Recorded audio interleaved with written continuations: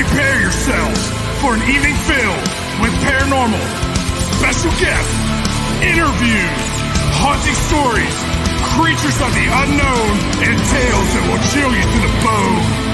Brought to you by the UPRN Network and Pittsburgh Paranormal Society.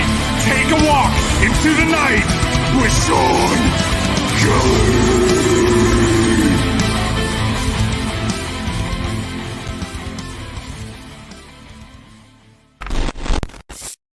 Hey, good evening, everybody. How is everybody doing this fine Tuesday night?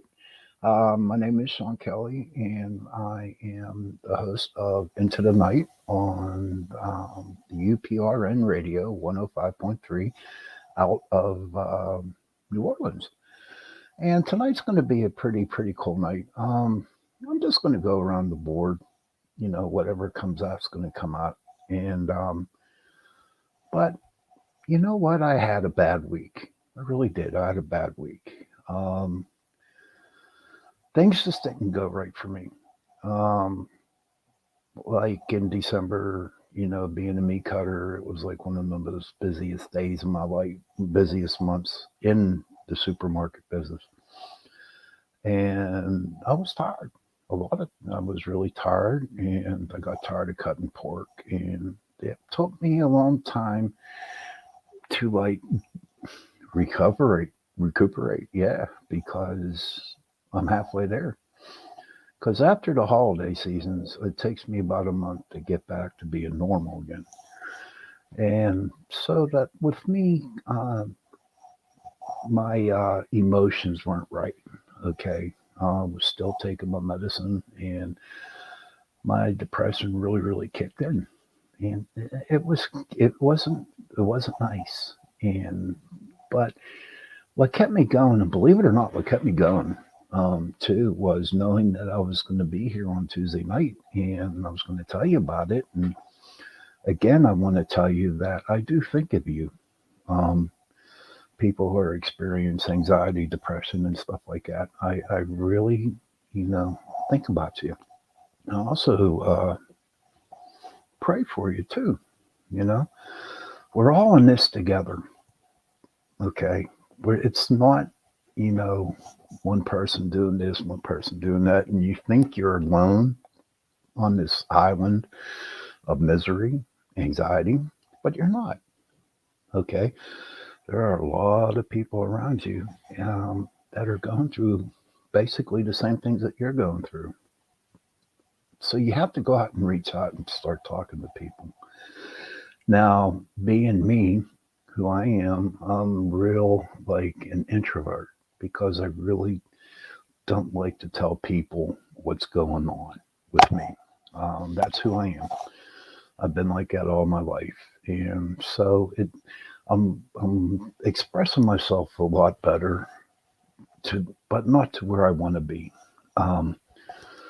So hopefully, one day at a time, I'll be thinking of you and praying for you. And in the meantime, I hope you're praying for me and thinking of me too.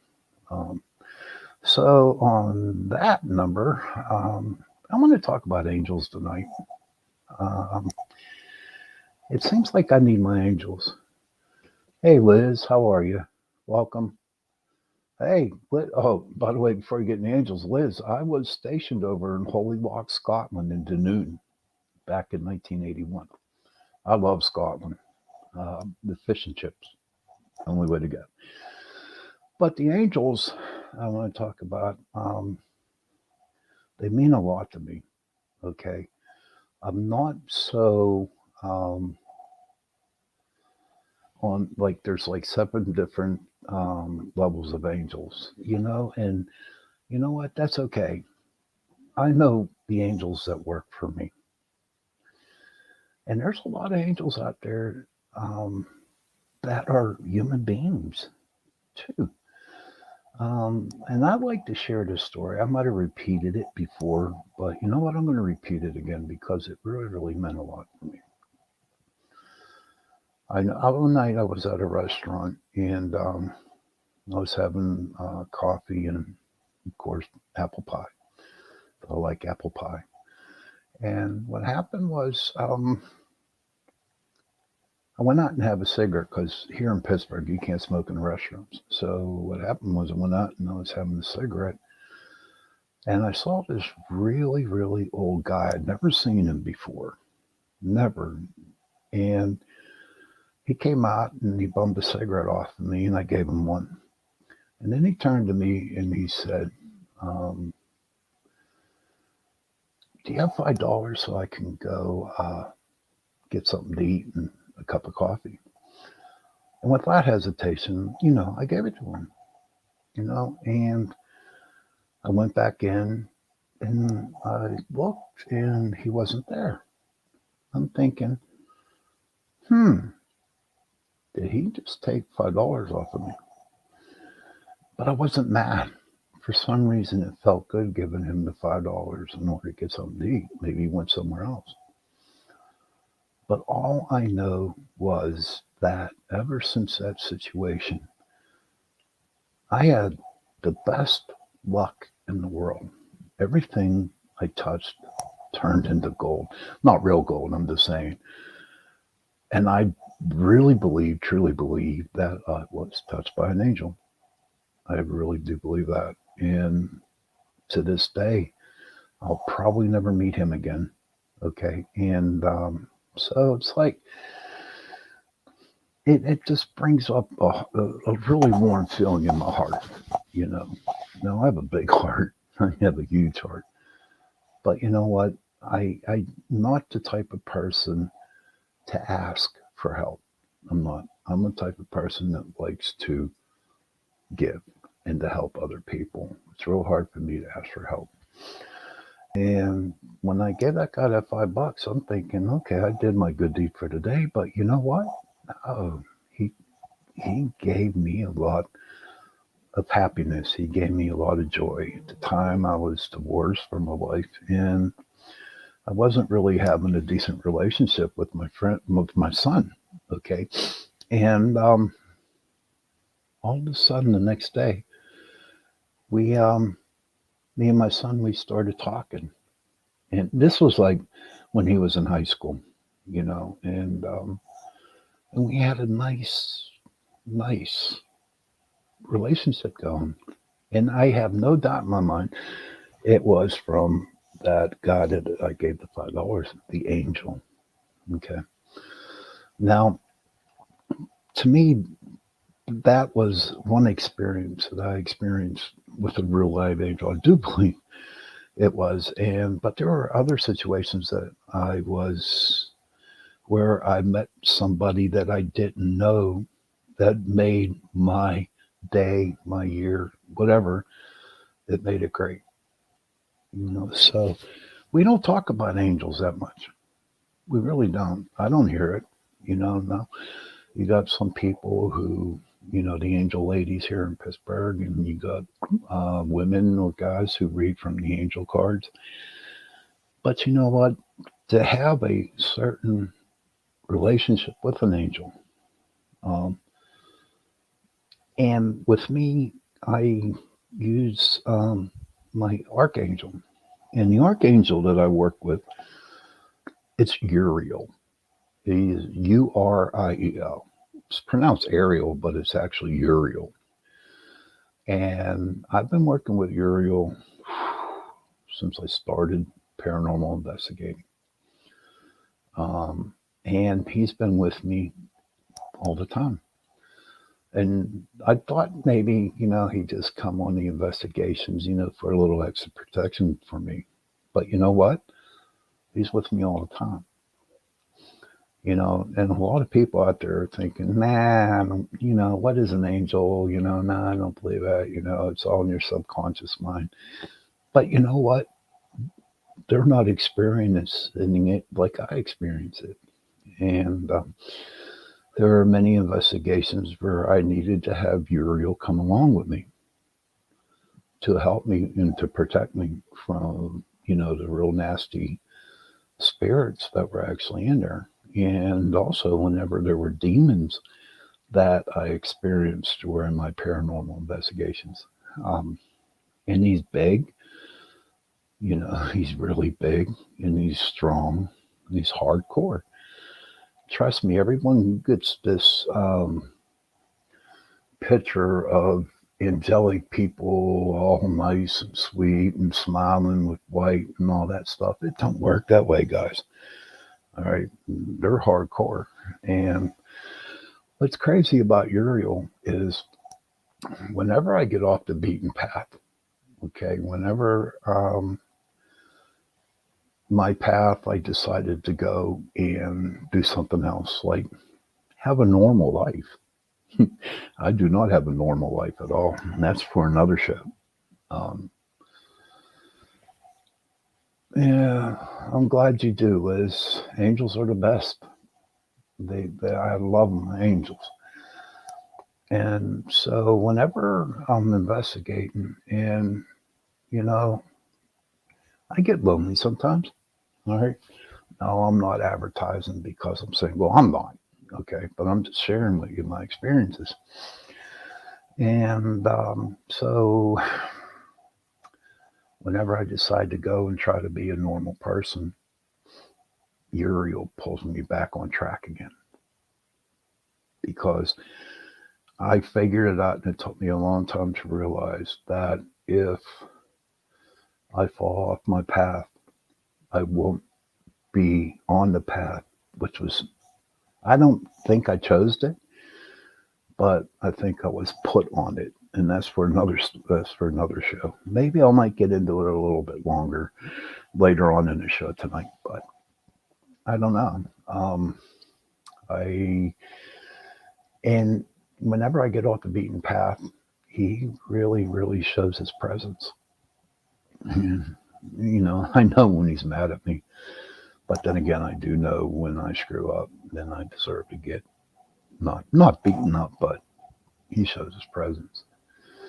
So, like, and to me, even though he's big and he's bad, he's hardcore. He has so much love, and he has a lot of love for me, and he protects me and he takes care of me, and for that I'm very, very grateful. And now you have Archangel Michael, the one that goes down and fights Satan and or the devil or whatever you want to call him. Okay, Lucifer. Now, my theory about that, and I'm going to share it tonight. I might get some people mad or not, but I really, really believe, and I saw this on TV with on the History Channel with theologians and stuff, and other shows like that, and I believe that Lucifer was actually sent and cast into hell in order to keep an eye on Satan, who was already in hell. Okay. And the more I think about it, because you got Satan and you got Lucifer. Okay, to me they're two different entities.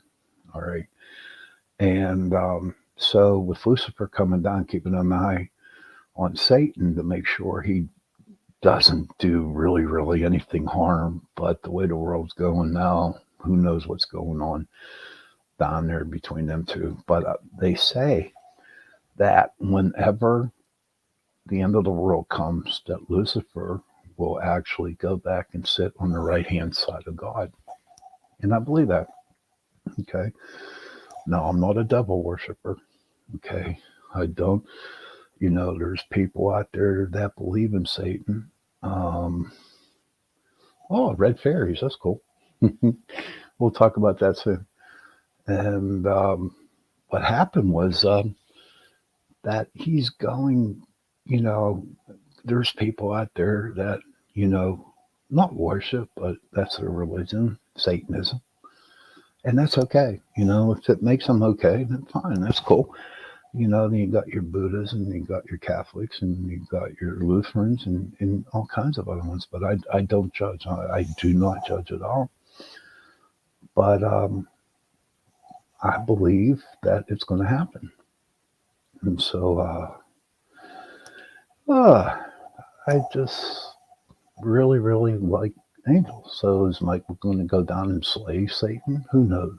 Who knows what's going to happen? But that was taught to us.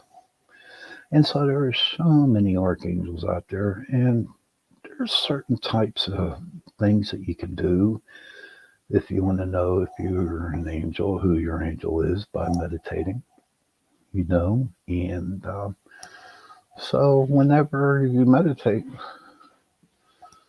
oh, what do you got there? Oh, thank you, Liz, for sharing it. I appreciate it. Liz here said, I saw real fairies too when I was 6 years old for a week. They came to my room and they are so tiny and it was all different colors and so bright too. It was amazing. I'm glad that you believe in fairies because you know what? I do too. Okay, they do exist. All right. A long time ago when I was divorced from my wife, I was sitting out. I had my son over and he was 6 years old. And this was in April.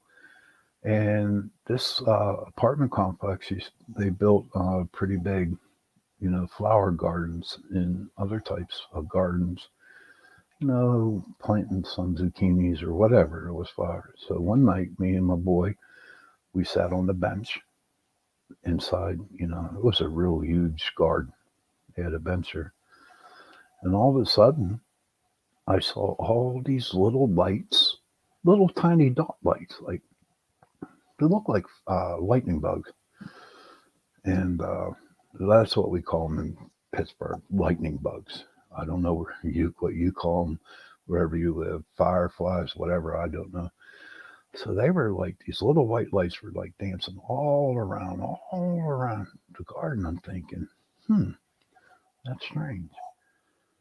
And I didn't think much of it. So the next morning I go out and sit in that garden on the bench and holy crap, there was a fairy ring. Perfect circle ring of mushrooms. And I was like, whoa. And right now I just got chills. And from that time on, I started, realizing that, fairies do exist. So Liz, that's my story about my fairies. Um, but back to meditations. We'll go meditation now. So during my path, when I first started working into the spiritual, hi Alicia, how are you? Welcome to the show. Um, it's nice to see a new person come in. If you have any questions out there, Liz, Alicia, or anybody else, please ask them. I'll be more than happy to answer them for you. But back when I was on working with learning how to deal with spirit guides, and I was learning how to do some meditations and stuff like that.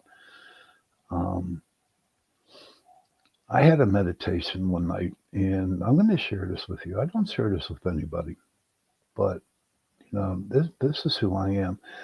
This is where it got me to where I'm at today.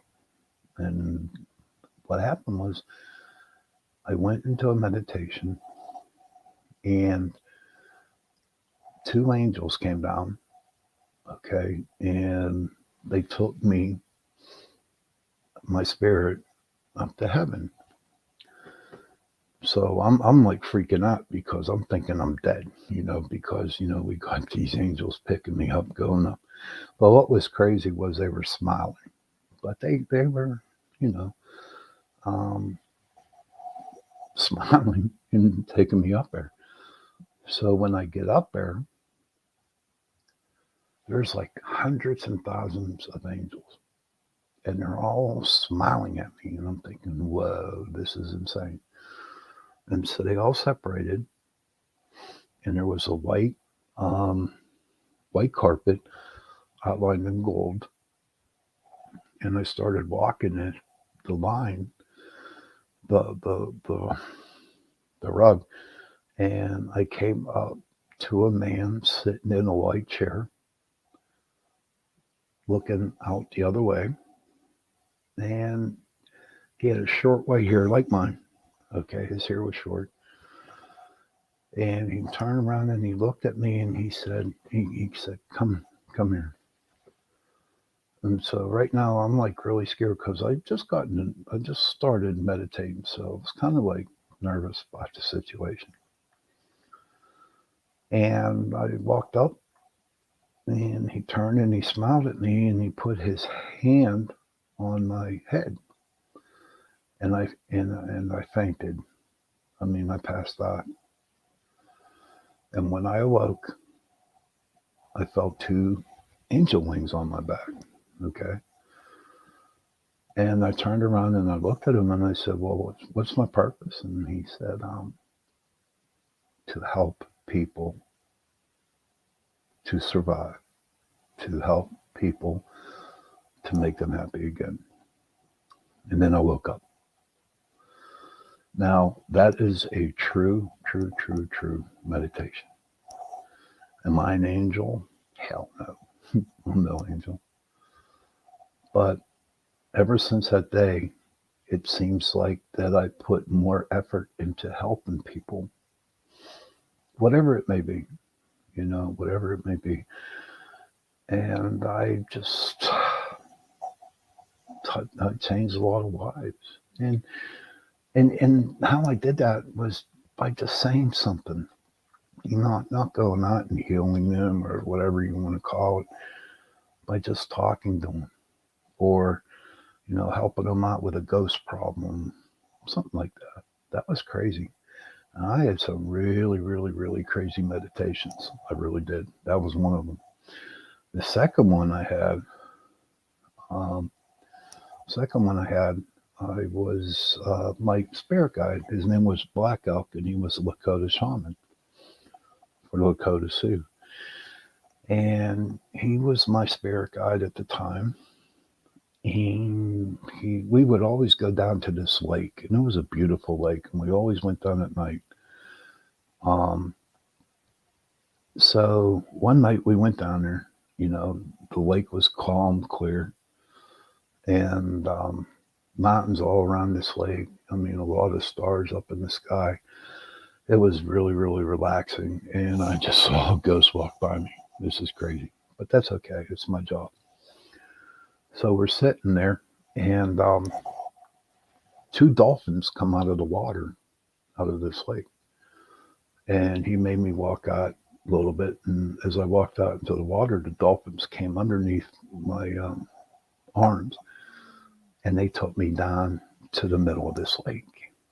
Now, what was crazy about this lake was it looked like an ocean because there was a lot of sharks there. There was a couple of great whites, dolphins, everything, all kinds of fish. And I'm like getting scared because I'm underwater enjoying my meditation.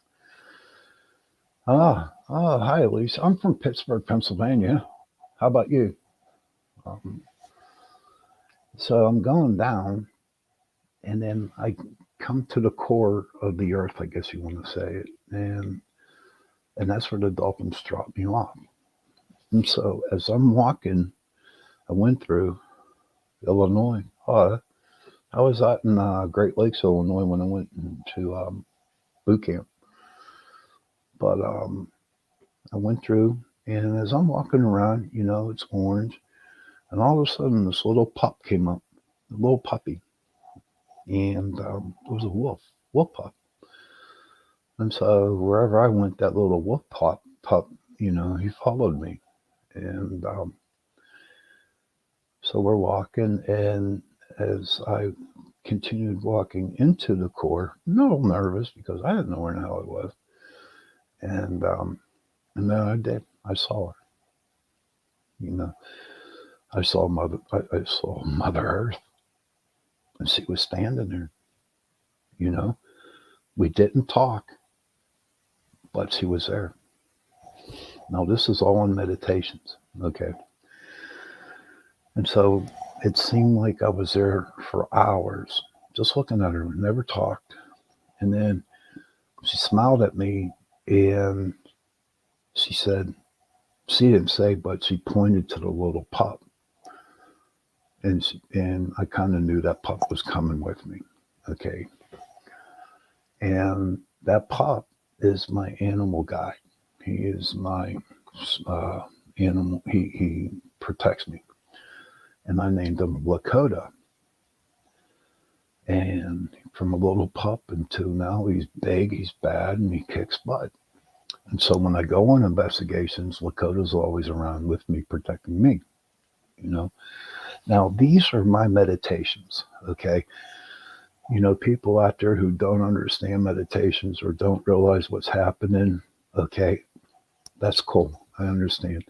But I'm just sharing with you what I experienced. And so after those two major meditations that I went through, okay, that's when the ghost hunting came.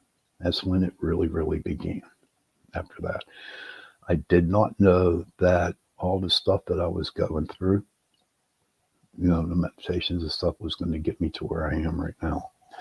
But what's really crazy how spirit worked for me, it just seems like every year he would put somebody into my life and they were supposed to teach me stuff. So after those two meditations, the spirit put a woman in my life, Penny, and she taught me all about um, goddesses. She taught me about paganism, and all kinds of other stuff. She taught me this.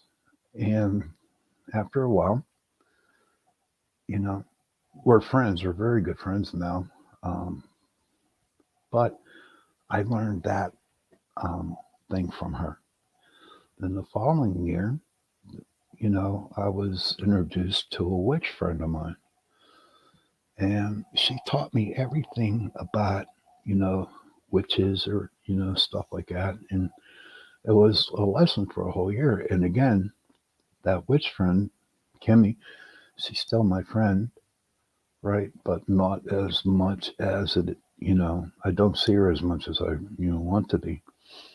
And then I had Moonraven. She helped me out a lot too. And learning about the different types of gems, quartz crystals, different protection methods.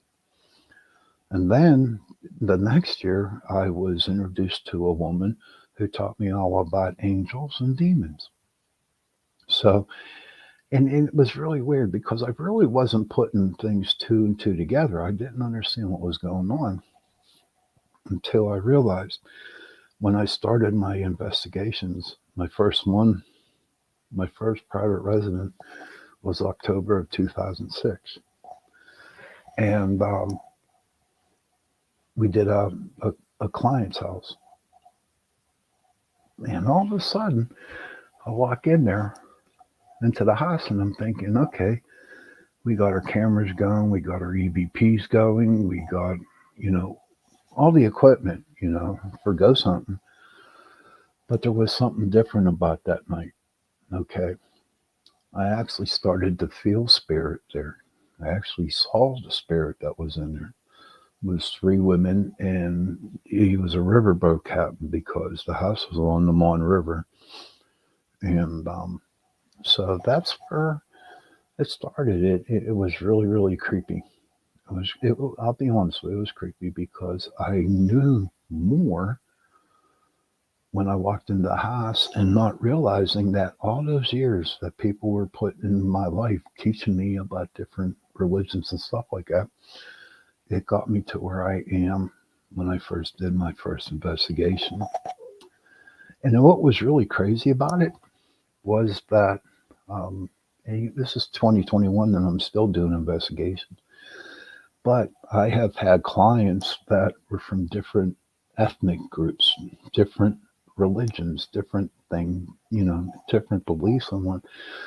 And by the knowledge that I learned from these people that were put into my life, it made life a lot easier for me to help people with their, what's going on in their house. So that was a big deal. I mean, it just like finally dawned on me, like, wow, so that's what's going on. What's going on? And it's okay. And I've learned so much being in the paranormal field into the spiritual realm world. I've learned a lot. And what it did was that it showed me a whole new outlook in life. It showed me a different type of life, a different type of scenario. You know how we're here on Earth, okay, and we're so used to being on Earth, and I never understood what was out there. I'm just getting so many chills up and down my back. I think Uriel's here, kind of like, like watching me what I'm saying. But it was really different. It was a whole new world. And so I look at it and I'm thinking, you know what? I'm going to be okay with this. I'm going to be okay. And so I jumped in on it. I jumped in on it with my 2 feet, and I started, and I never looked back. But what was really, really cool is that on my journey that I am on right now, um, I have met a lot of beautiful people. Liz, I don't even know who you are. Alicia, I never met you. I never met you, Liz. But I tell you what, by just looking at your names, my God, you have beautiful energy inside your heart. And that's cool. A lot of people should have that. Um, I met tons of people, been to many places. At first I had the ego. Said, yeah, look at me, Shawn Kelly, founder of the Pittsburgh Paranormal Society. And I had an ego. And I come to find out that having an ego is nothing. It's not worth it. Because the more you have that ego, the more you're not looking at the true situation that you were brought into doing. And so as I started to realize that nothing was, thank you, Alicia, I appreciate that. Um, and as I was going through and realizing I'm not really doing what I'm supposed to do, it was all about me. It was all about me. Going on TV, getting in the newspapers, being on a morning show. I'm walking around with my head up in the air and like, don't, like I'm the shit. And then I found out one thing happened. I'm not going to get into it because it's really irrelevant. And we have somebody from Yugoslavia, maybe, that is a bot that's on my show, but whatever, bot, welcome. But as I was, no, there's another one. So, oh boy, see what they did? They made me screw up. So as time went on, right, I had to learn that I had to be humble. Okay, I had to be totally humble when I did the paranormal work, when I did the spiritual work. Okay, because you have to experience humility. There's no such thing as egos in my life now. You know, um, everything I do is humility, humbleness. And you know what? I'm okay with it. And you know what's really crazy about that whole thing is that, when you're humble with people and you're humble with yourself, you get a lot more good rewards. And I'm not talking money. I'm not hitting the lottery or nothing like that. I'm talking about, you know, gifts of people smiling at you or shaking your head or shaking your hand. I'm sorry. And those are the rewards I'm talking about. And when I go into a house to investigate with my group, just seeing the faces on my clients, knowing that the spirit is gone, or they understand why this ghosts are there. Okay. And it just makes me feel good inside. It makes me feel really, really good inside, knowing that I've helped this person. And not just me, my team. My team helped this person because my team I have right now, they're the best. I can put them up against anybody and we can go for it. Now, that might sound a little egotistical right there, but I have a very good group, very good group. And there's a ton of other good groups out there. In fact, on the last show on Chasing Prophecy, our guest was Apex, APEX Paranormal, and they're out of Kansas City. And I think was Elijah, and I forget who the lady's name was. Excuse me if you're listening, but they had a lot of good evidence. They're going to be starting little shows on Amazon coming up in a couple weeks. Which I'm excited. Um, and all kinds. Let me see what Liz had to say there. This is a great show. This is a great show. And I like the paranormal, and I've saw spirits and shadows in person, but it's a spirit. I think sometimes they just want someone to talk to them, Shawn. Liz, that is the truth. That is the truth. And I always come up with this explanation to people. Of course, they want to be heard. Now, think about it, Liz, right? Think about this. Okay, so you're dead and you're in a cemetery and you've been there for 100 years. Okay, your body's been there for a long time. And no one comes and pays you a visit. Okay, no one wants to pay you a visit. And so you're standing next to your headstone, and all of a sudden you see a bunch of people come into the cemetery with flashlights and cameras and and you're thinking, holy crap, there's people here. What if I not go out and say hello and introduce myself? And I have met a lot of spirits like that. They thinking, okay, Liz knows that Shawn can, talk to spirits or hear them. And so, yes, have conversations. And I've done, and what I like to use is the K2 meter. Okay. The K2 meter is great. It picks up electromagnetic fields and basically spirits, pure energy. Um, don't even think that. I know. You know what, Liz? They're crazy people. I mean, Liz is saying I used to talk to the spirits and people thought I was stupid. Some people doesn't understand that I can see things. And you know what, Liz, to be honest with you, even to this day, um, they look at me like I'm weird too. But you know what? That's okay. You know? And if you look at it, Liz, okay, the gift that you had, hey, Doreen, how you doing? Doreen was in my group. Uh, Doreen's a good investigator. What's the name of your group, Doreen? I forget. Pennsylvania Spirit something? Yeah, Doreen was in my group. And Alicia, people are afraid of what they don't understand. You're not crazy. And that is so true, Alicia. That is so true because you're not crazy, Liz, not at all. Okay. And it's hard for people to comprehend that. And the reason why, there it is, PA Spirit Seekers. That's right. Okay. That's one bag check mark in my column for that one. But Liz, no, you're not crazy at all. Okay. You have a gift. You have the gift to help and talk to spirits. Oh, yeah. Oh, yeah. Oh, yeah. And, and accept it. To hell with what other people think. You know, what I suggest is that if you can, if there's anybody that can help you improve on your gifts with the spirits and stuff like, please do it, man.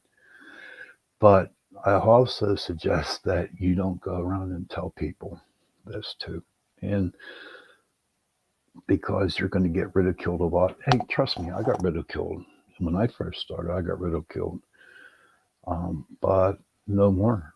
Because I stand firm on what I believe in, and a lot of people know me now, so they kind of respect on what I do. And it's not so much the respect, you know. It feels good to be respected for being in this field, but you know what? If you can, it's just it's a good feeling to have inside that you can help and work with people. And you know what, Liz? I'm telling you, there's going to be a lot more ghosts and spirits, and people are going to ask you questions. So don't push it. Just go baby steps. And I can guarantee it. You're going to be surprised. Doreen can tell you, you know, she started off and she learned to be patient, and now she sees ghosts all the time. She knows when a spirit is around. Okay, so anybody can do it. It's just that you just don't want to broadcast it. Okay, a lot of people were, they wanted the fame, they wanted to be on TV, they wanted to, have the best picture. Uh, Listen, there you go. I love it. Great, Lori. Um, and it's not all about that. It really isn't. It's not about having the best picture or the best video or the best EVP. You know, it isn't. What it's all about is helping others understand that the spirits do exist. I remember, Jordan, you remember that one investigation that we did out there in Monroeville about, the nurse? That was a crazy one. That's going to be for another story, for another show that I'm going to bring up. Um, but Liz, you're going to be fine. And welcome to my world. And it's okay. Lisa, welcome to my world too. So, I got about 9 minutes left coming up. So I just, yeah, it was. Well, I might as well bring it up right now. So here's what happened. This was crazy. So we got a phone call. Well, Dorian did, um, from a lady from her boss. It was crazy. And the boss explained was that he was married to his wife.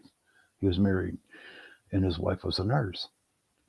Okay, and so she was already at work, and nobody was in the house. And he was, as he left the door, and he drove out and up to the street, he got a phone call on his cell phone, and it came from the house that he lived in.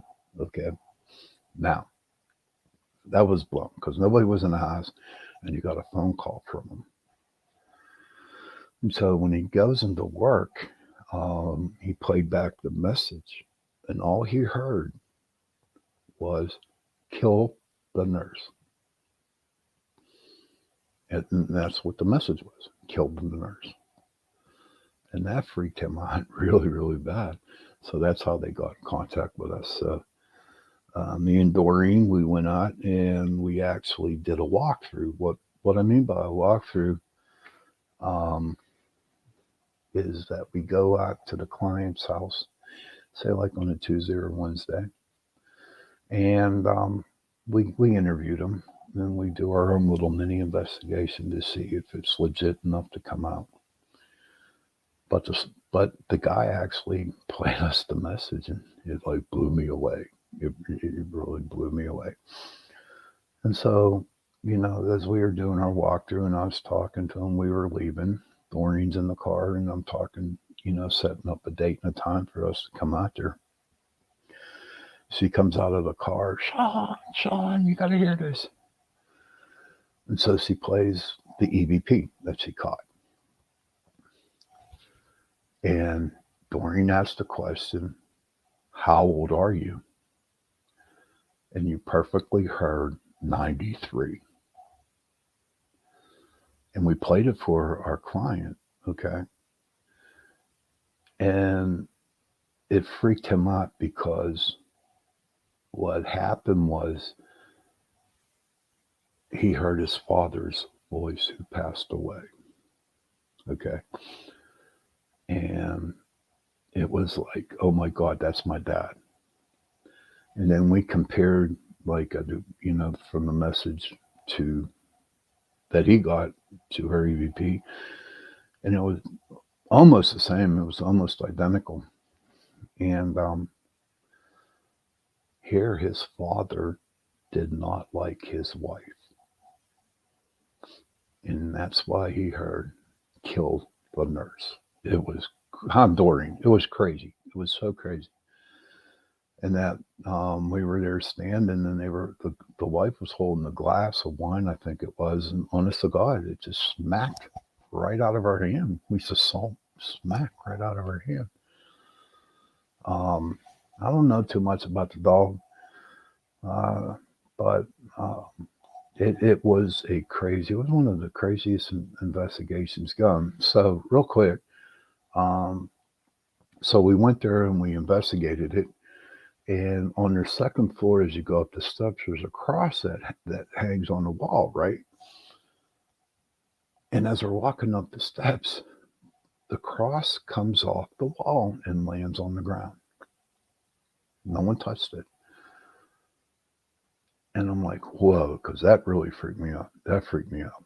And so I picked up the cross and I looked. It was in there by a nail. But what was crazy, the nail was in this way. All right. So for that cross to come off that wall like that, someone had to lift the cross off and put it down on the ground or throw it on the ground. That was crazy. That was one of the craziest investigations that I experienced with it. We had some good ones, and that one time, we were going down Blue Mist Road. It was like in the summertime or something like that. And what was really really crazy because around Blue Mist Road we have a lot of coyotes, and so as we're walking down, the sun goes down and the moon just comes up. And all of a sudden, you hear all these coyotes howling in the distance. Um, so it was like really, really cool. So we had a lot of good stuff. Um, Liz wrote something. I only had a camcorder and a camera, not anything like the equipment that is out today. I caught a lot, and they were in my old house. It was haunted. They didn't do me any harm, which was great, Liz, which was cool, you know. See, to me, you really don't need the equipment, you know. Um, it's nice to have it, but for me, equipment is just equipment. Now, don't tell my techie guy that. He's like, yeah, yeah, yeah, he's a big old boy. But you know what? To me, just a simple K2 meter and an EVP. That's all I need, you know? Um, because you know, Liz, that since you communicate with the spirits, that you don't need that stuff because you know they're talking to you, which is cool. You know what I mean? Which is really, really cool. Right, Dorian, the equipment confirms to others. But then again, that is true, Dorian, but you have to remember too, you can have the perfect apparition picture. You perfect. And you show it to people and they'll say that's not a ghost. Or that's somebody else's voice on the EVP. Yeah. And it's like, why even post a picture? Why even show people pictures knowing that you're going to get ridiculed? Ah, you know, you're just going to get ridiculed. And who wants to go around being ridiculed? Because, I mean, you're so pumped up. You want to tell people your ghost hunt. You think it's the coolest thing in the world, but other people don't give a damn. And they don't care if you caught a ghost or not a ghost. You know, another big thing at the time were orbs. Okay. Orbs were a really big thing going on. And at the beginning, when I started in 2006, you know, all orbs out there were dust. And there were dew on the trees and, you know, on the grass. And it was dust flying in the rooms, you know. And I understood that there was dust and I know there was, you know, stuff like that. But you know what? There were some orbs out there that were bright, brighter than the moon. I mean, totally circular with pure white. And it was so pure white that it was definitely, yeah, bug's nest, true, but it was so white and was so round. Okay. And To me, I have no doubt in my mind that was a spirit, but in an word form, you know. And I mean, I tried to explain it to everybody, trying to make, but they didn't want to hear it because at the TV show at the time, Taps or Ghost Hunters, whatever you want to call them, they never believed in words. They don't believe in words, and I'm thinking, no, words exist. So I was the black sheep of the paranormal group, you know, because I didn't believe in orbs. So you know what? The hell with people, what they think. Um, it's pretty coming up on the wits and hour. Um, I got a couple more minutes. I want to thank Doreen for helping me out tonight. Liz, God bless you. Continue. Um, I forget. You too, Doreen. Um, and Alicia, thank you for participating in it and asking questions. I appreciate that. Next week's show, I'm going to try to get a guest on. I don't know. We'll see what happens, you know, because, you know, I might not even be here, you know, tomorrow morning. Who knows? Only God knows. But I do want to say to you, everybody, that I, like I said in the beginning of the show, I do think about you. I do care about you. I may never see you, and I will probably never ever meet you. But you know what? Just remember one thing, okay? I do care for you. And with that, Gracie, have a nice night. Happy hunting.